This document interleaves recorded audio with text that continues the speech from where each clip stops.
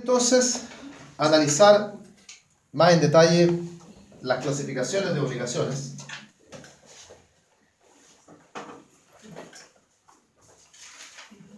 Y vamos a partir con lo que ya habíamos anticipado, que implica estudiar las obligaciones divididas en obligaciones de dar, de hacer y de no hacer. O sea, clasificar las obligaciones según el objeto y más particularmente según la naturaleza del objeto.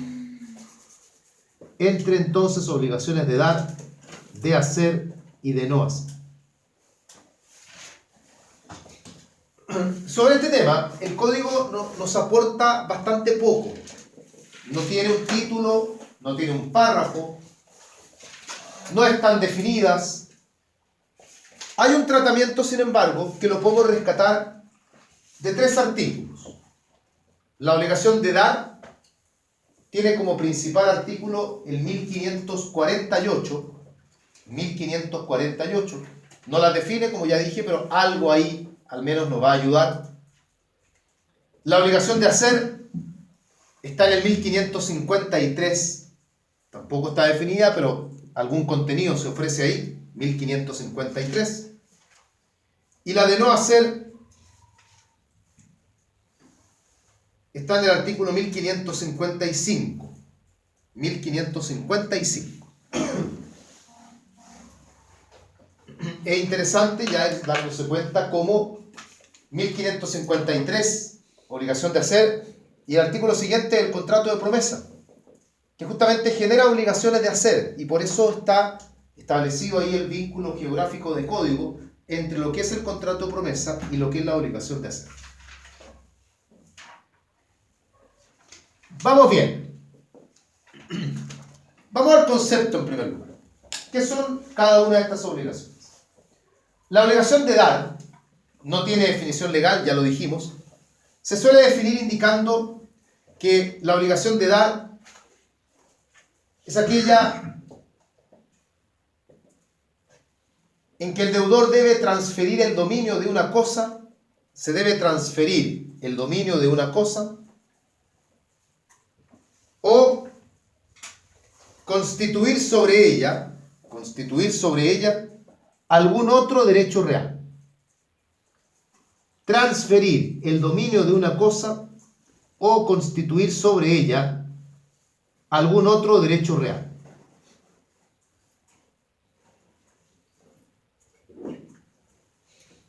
Es decir, las obligaciones de dar, sea bajo la forma que sea que las estudiemos, todas las obligaciones de dar tienen que ver con derechos reales. Puede que ese derecho real sea el dominio, puede que ese derecho real sea otro derecho real, pero siempre tienen que ver por concepto con derechos reales.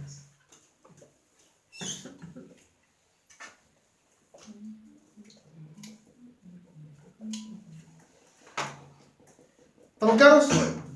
Ya. Ejemplos de obligaciones de dar. Ejemplos de obligaciones de dar. Está, por ejemplo, la obligación que tiene el comprador de pagar el precio. Esa es una obligación de dar. La obligación que tiene el vendedor de entregar la cosa. También es obligación de dar. La obligación que tiene el mutuario de pagar el dinero que le han prestado. Devolver el dinero, restituir el dinero que le han prestado, también es una obligación de dar. Es decir, hay una gran variedad de obligaciones de dar. Son las más comunes. Las obligaciones que ambas partes tienen en el contrato de permuta también son obligaciones de dar. La obligación que tiene el empleador de pagar al trabajador por la faena que realiza también es una obligación de dar. En fin.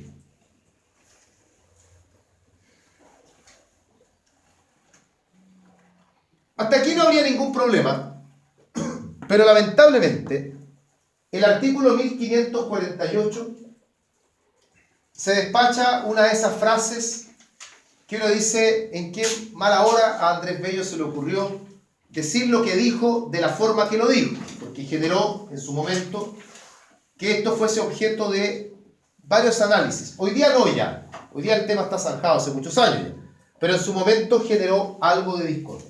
Esa frase, que está en el 1548, es la que dice: la obligación de dar contiene la de entregar la cosa. La obligación de dar contiene la de entregar la cosa. Entonces uno dice, ¿qué significa eso? ¿Qué es esto de que la obligación de dar contenga la de entregar la cosa? ¿Qué alcance tiene? ¿Qué debemos entender por él? Al respecto hubo dos posturas. Hoy hay una nada más, pero en su momento hubo dos posturas. Esto incluso en el derecho comparado, ¿eh? No solamente en el sistema chileno. Antes de analizar en qué consisten las dos posturas que habían para entender qué es lo que tenemos que comprender hoy por esta frase, tenemos que tener en cuenta lo siguiente, y esto lo vimos ya. Las obligaciones de dar están íntimamente vinculadas ¿con qué otra institución? Con la tradición. Lo vimos cuando estudiamos la tradición. Hay una cercanía muy estrecha entre lo que es la tradición y lo que son las obligaciones de dar. ¿Por qué? Porque la obligación de dar se cumple transfiriendo el dominio. ¿Cómo se transfiere el dominio? Con la tradición. O bien consisten en la constitución de otros derechos reales. ¿Y cómo se constituyen otros derechos reales? También por la tradición. O sea, por donde sea, la obligación de dar va a ser pagada a través de la tradición. Y es ahí donde estaba hecha la relación entre tradición y pago, justamente vinculándolo todo esto con las obligaciones de dar. Toda tradición requiere entrega. También estudiamos esto al estudiar la tradición. Para los romanos, todas las obligaciones de dar implicaban además una obligación de hacer, que es la entrega. Si yo estaba obligado a hacer la tradición, yo también estaba obligado a entregar, porque la entrega es parte de la tradición. Los romanos descomponían eso y decían entonces que toda obligación de dar implicaba separadamente además la entrega, y ellos calificaban a la entrega como una obligación de hacer. Por lo tanto decían, toda obligación de dar viene aparejada con una obligación de hacer. Y por ende, cada vez que yo tenía que dar algo, también para dar tenía que hacer. Y juntaban las dos obligaciones como interdependientes. Separadas, claro, porque una era de dar y la otra era de hacer, pero habían dos obligaciones. ¿Qué significa todo esto? Lo estoy explicando para que entendamos ahora. ¿Qué puede significar que la obligación de dar contenga la de entregar? Una postura que fue la postura minoritaria es sostener que con esa frase lo que Andrés Bello nos quiere decir es que en toda obligación donde haya entrega estaremos frente a una obligación de dar. O sea que a fin de cuentas las obligaciones de dar son todas las obligaciones donde haya que entregar algo. Da lo mismo si hay derechos reales involucrados o no. Habiendo entrega, esa obligación es de inmediato una obligación de dar. Así, por ejemplo, la obligación que tiene el arrendador de entregar la cosa que da en arriendo, según esta tesis, sería obligación de dar. Oye, no hay ningún derecho real involucrado ahí. No importa, pero hay una entrega. Y por lo tanto, es obligación de dar. O la obligación que tiene el comodatario de devolver lo que le prestaron. También es obligación de dar. No hay ningún derecho real involucrado ahí. Pero igualmente, como hay una entrega, hay también obligación de dar. De ser así, eso quiere decir entonces que el concepto que dimos de obligación de dar estaría malo. Y habría que definir a la obligación de dar singularizándola con las entregas. No es lo que hacemos, porque además esta teoría no es la teoría que terminó imperando en el sistema chileno. La menciono porque en el fondo es la otra cara de la moneda, pero no es nuestra cara de la moneda. La otra teoría, que es la que terminó imperando en Chile, y por eso expliqué lo de la tradición, es que para Andrés Bello Cuando uno efectúa tradición, también tiene que hacer entrega, eso es indudable, pero para Andrés Bello, esa entrega no es una obligación de hacer separada, sino que cuando nosotros hacemos la tradición y por lo tanto, como parte de esa tradición, tenemos que hacer también la entrega, esa entrega forma parte de la obligación de dar. O sea, esa entrega no es una obligación de hacer independiente, sino que como esa entrega forma parte de la tradición, forma parte entonces de la obligación de dar. Y no es una obligación separada. La obligación de dar contiene la de entregar la cosa. O sea, parte integral de la obligación de dar es la entrega que hagamos para elaborar, para formar la tradición. No olvidemos que toda tradición requiere entrega. Con esto Andrés Bello se separó de la tesis romana en esta materia.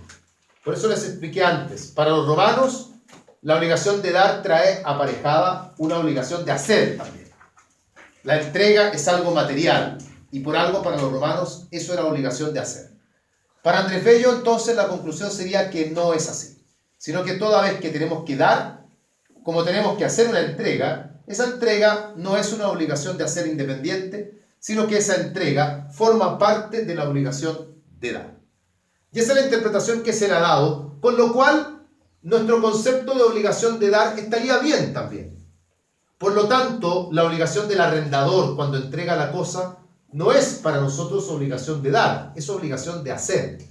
Porque ahí hay una entrega que no tiene nada que ver con tradición. La obligación del comodatario de devolver la cosa que le han prestado tampoco es obligación de dar, porque ahí efectivamente no hay derechos reales involucrados y no hay tradición. Hay una entrega, pero esa entrega ahí es hacer. En otras palabras, para nosotros la entrega puede ser obligación de dar o puede ser obligación de hacer. Todo va a depender, en el fondo, del título. Todo va a depender de si estamos o no estamos generando derechos reales. Si hay derechos reales, hay tradición y esa entrega forma parte de la obligación de dar. Si no hay derechos reales, esa entrega no es tradición, por lo tanto es un hecho y por ende la obligación ahí sería obligación de hacer. Vuelve a cobrar relevancia para esto estudiar y conocer los títulos, porque los títulos van a determinar en el fondo si acá hay tradición o si acá hay una simple entrega. Esa es la obligación de dar entonces, al análisis además de lo que señala el artículo 1548. Obligación de hacer. La obligación de hacer, concepto también no es legal porque no hay concepto legal. La obligación de hacer es aquella que consiste en la ejecución de un hecho cualquiera, la ejecución de un hecho cualquiera que no sea transferir el dominio ni constituir derechos reales, que no sea transferir el dominio ni constituir derechos reales.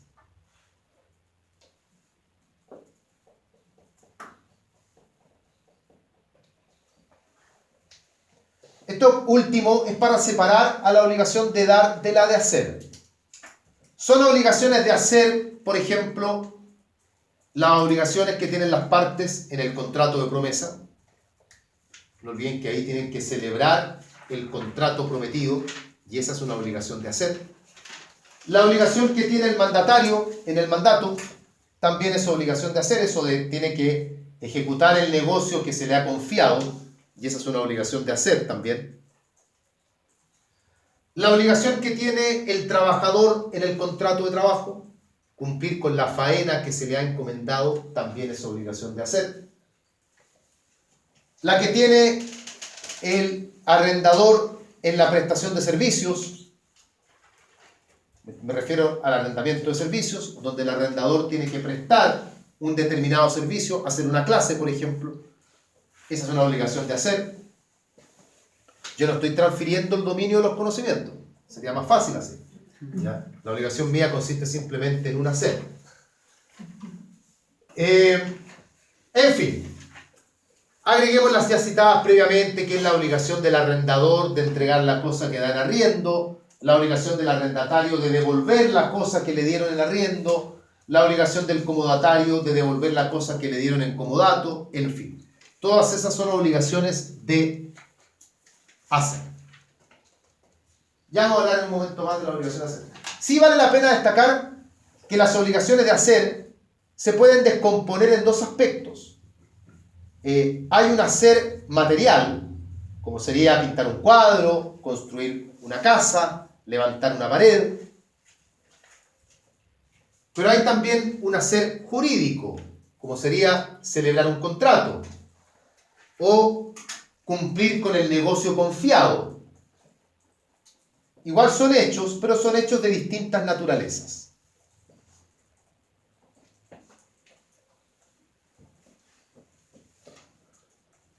Obligación de no hacer. Aquí cuidado con la definición, no porque sea difícil, sino que porque suelen darla cortada a la mitad. Dice el alumno, la obligación de no hacer es aquella que consiste en la abstención de un hecho o algo parecido, ¿ya? Consiste en no realizar un determinado hecho, como ustedes quieran decir. La abstención de un hecho.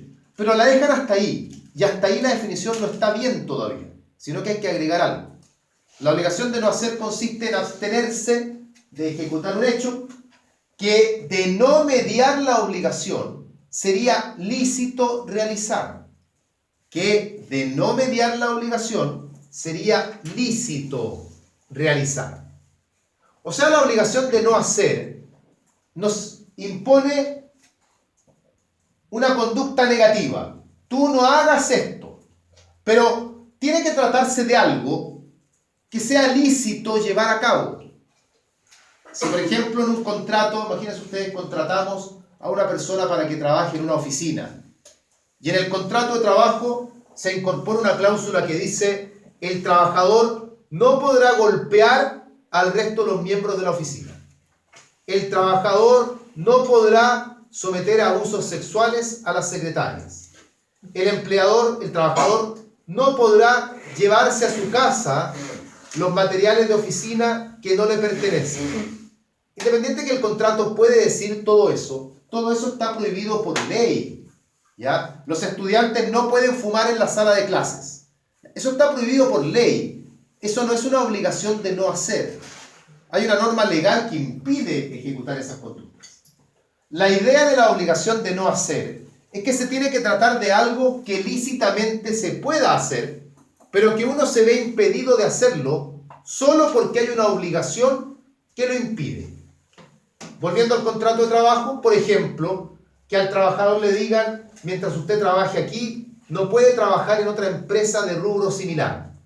Ya, eso está bien, porque legalmente yo puedo trabajar donde se me antoje. Pero ya al trabajar en la empresa A, me dicen, usted no puede trabajar en otro lado. Perfecto. Una cláusula de exclusividad. A los profesores, por ejemplo, en las universidades, cuando los contratan con jornada, usualmente señalan como elemento del contrato que no pueden desempeñarse entonces en labores similares en otras universidades. Los abogados que entran a trabajar en los servicios públicos les imponen la prohibición de no poder patrocinar causas particulares. La cláusula de confidencialidad, cuando al trabajador le dicen usted no puede revelar información confidencial a la que pueda tomar conocimiento por objeto del cargo que detenta. O cuando se toma en arriendo, por ejemplo, yo tomo en arriendo esta casa y a mí en el contrato de arriendo me dicen usted no puede talar los árboles, no puede cambiar la alfombra del dormitorio, no puede pintar la pared del segundo piso, no puede cambiar el destino de la bodega. Son obligaciones de no hacer. Son hechos lícitos, pero los cuales me veo impedido en virtud del contrato. Un ejemplo más jurídico, si ustedes quieren, no porque los que hayamos dado no lo sean, es el pacto de mejoras. El pacto de mejoras es un contrato que impone una obligación de no hacer. Le estamos diciendo al testador, usted no va a disponer de la cuarta de mejoras. Algo que si él quisiera, lo puede hacer. porque es lícito que él tome la cuarta de mejoras y disponga de ella. Pero en virtud del pacto de mejoras, le estamos diciendo, usted de la cuarta de mejoras no puede disponer. Otro ejemplo podría ser la cláusula de no enajenar. Otro ejemplo que lo señala Carolina es, lo señala Carolina, la prohibición de subarrendar, etc.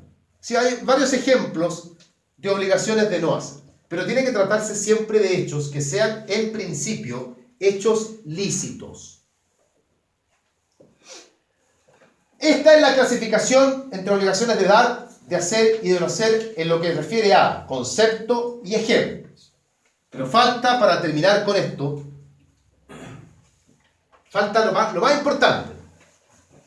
Porque cuando uno pregunta esto en examen de grado, uno lo pregunta justamente para llegar a este punto al que vamos a llegar ahora. Claro, la importancia. ¿Cuál es la importancia de esta clasificación? O como dice su compañero, ¿cuáles son los efectos de esta clasificación? O sea, en el fondo, ¿para qué sirve dividir a las obligaciones en obligaciones de dar, de hacer y de no hacer? ¿A dónde vamos a llegar con esto? ¿Cuál es la importancia? Más allá de una cuestión meramente dogmática. Por último, ya las obligaciones de dar o de hacer, ¿qué importa? Importa. E importa por varias razones. Vamos a ver algunos ejemplos. Primero, vamos a partir por cuestiones que conocemos. Para determinar cuáles son los requisitos que debe reunir el objeto. Para determinar cuáles son los requisitos que debe reunir el objeto. Está en la referencia al artículo 1461 que ya le hicimos hace un momento. 1461. Si la obligación es de dar, tiene que cumplir ciertos requisitos. Si es de hacer o no hacer, tiene que cumplir otros requisitos.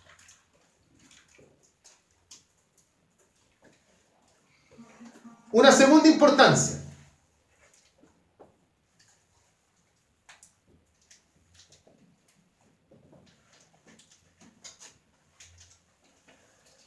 También vista ya.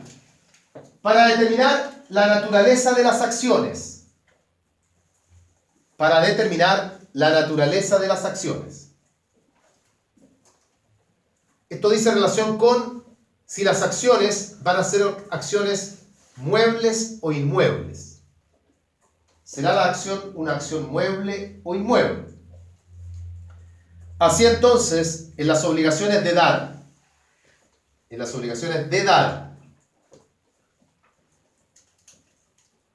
las acciones son muebles o inmuebles. ¿Sí? En la obligación de dar, la acción es mueble o inmueble. Ya. Como dice Julio, como dicen algunos de ustedes también, va a depender. Va a depender de lo que haya que dar. El dar siempre va a estar relacionado con una cosa. Y no olviden que el código señala artículos 580 y 581, 580 y 581, que cuando los derechos recaen sobre cosas, los derechos serán muebles o inmuebles dependiendo de la cosa. Si la obligación consiste en pagar dinero, esa obligación de dar genera acciones muebles. Si la obligación consiste en transferir el dominio de un departamento, esa obligación de dar da acciones inmuebles. ¿Qué pasa con las obligaciones de hacer y de no hacer? ¿De qué naturaleza son ahí las acciones? Son muebles porque el código señala en los artículos que ya hemos citado que los hechos que se deben son siempre muebles, sin importar en qué consista el hecho. Positivo o negativo, da lo mismo, los hechos que se deben se reputan muebles. Una tercera importancia, esto no lo hemos visto todavía, pero lo vamos a ver, para las reglas de la ejecución forzada.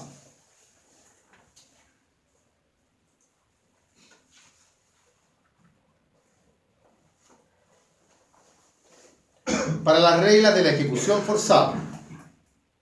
Esto lo vamos a ver pronto ya, pero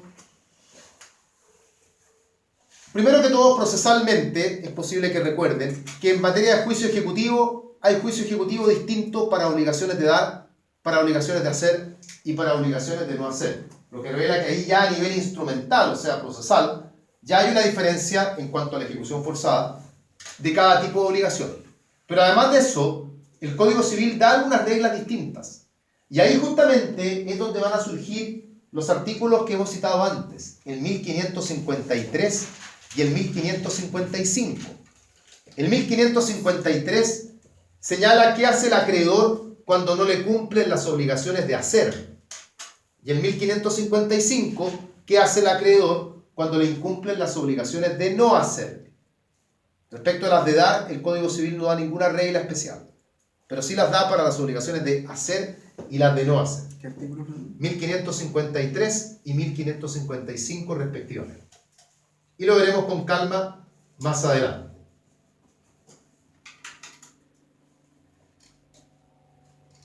Obligaciones.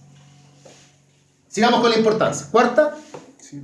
Cuarta importancia. Una que también veremos. Para efectos de la Constitución en mora. Para efectos de la Constitución en mora. La mora es necesaria en las obligaciones de dar y en las de hacer. Tanto la obligación de dar como la obligación de hacer suponen que el deudor debe estar en mora para que podamos reclamar la indemnización de perjuicios. No puede haber indemnización de perjuicios si no constituimos en mora al deudor. Sin embargo, en las obligaciones de no hacer, la mora no existe, sino que en las obligaciones de no hacer basta con la contravención. No hay mora entonces en las obligaciones de no hacer, basta con la contravención. Artículo 1557. 1557.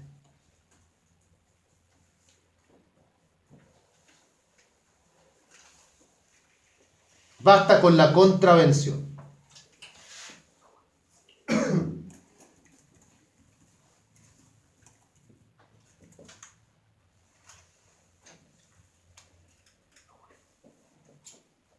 Otra importancia, la cuarta. La quinta.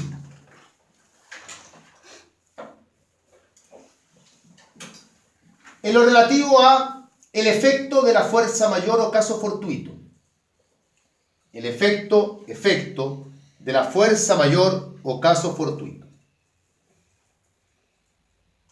Fuerza mayor o caso fortuito. ¿Pueden las obligaciones de dar extinguirse por fuerza mayor o caso fortuito? Sí, puede. Cuando se trata de obligaciones de especie o cuerpo cierto. La obligación de dar se puede extinguir por fuerza mayor o caso fortuito cuando se trata de obligaciones de especie o cuerpo cierto. ¿Cómo se llama ese modo de extinguir? La pérdida de la cosa que se debe. La pérdida de la cosa que se debe en las obligaciones de dar cuando estas son especies o cuerpos ciertos. Por otro lado, la obligación de hacer o la de no hacer, ¿se puede extinguir por fuerza mayor o caso fortuito? Sí, también puede. Cuando se trata de obligaciones que son intuito persona, pueden extinguirse también por fuerza mayor o caso fortuito cuando se trata de obligaciones intuito persona. Pero ¿cómo se llama el modo de extinguir ahí? Ahí ya no es la pérdida de la cosa que se debe. El pianista que tiene que ofrecer un recital y en un accidente pierde una mano, su obligación se extingue, pero no es pérdida de la cosa que debe, si él no debía una mano.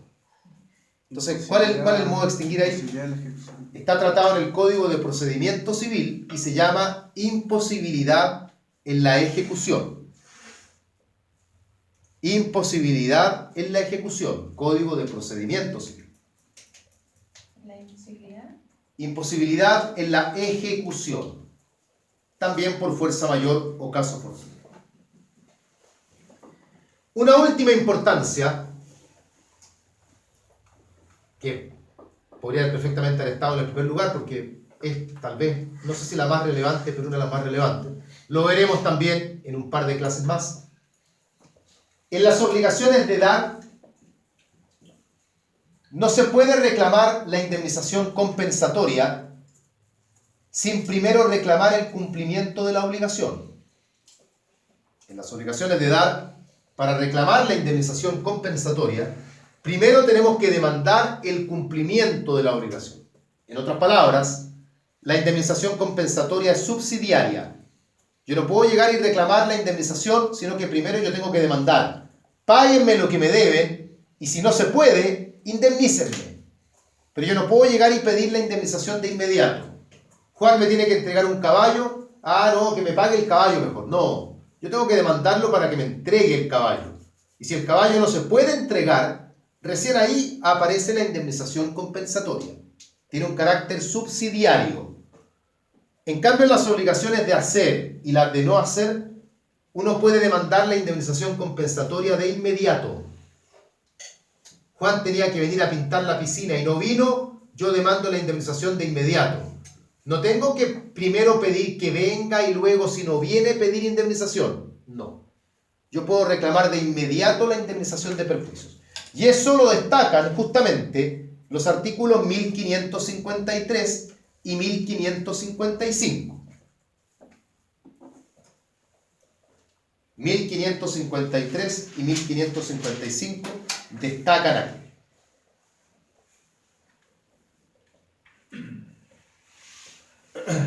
Esta es entonces la primera clasificación de las obligaciones.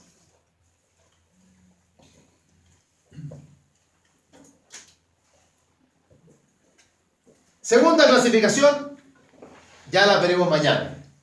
Entonces, hemos visto parte de lo que hipotéticamente veríamos mañana. Mañana también vamos a avanzar un poco. Es probable que también acortemos una clase con esto.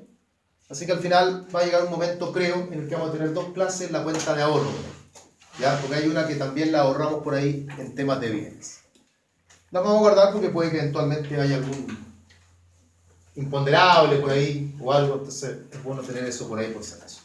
Bien, pues, estaríamos listos por hoy.